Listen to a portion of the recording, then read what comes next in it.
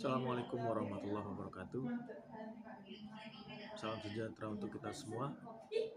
Semoga teman-teman mahasiswa-mahasiswi Universitas Terbuka selalu dalam keadaan sehat walafiat.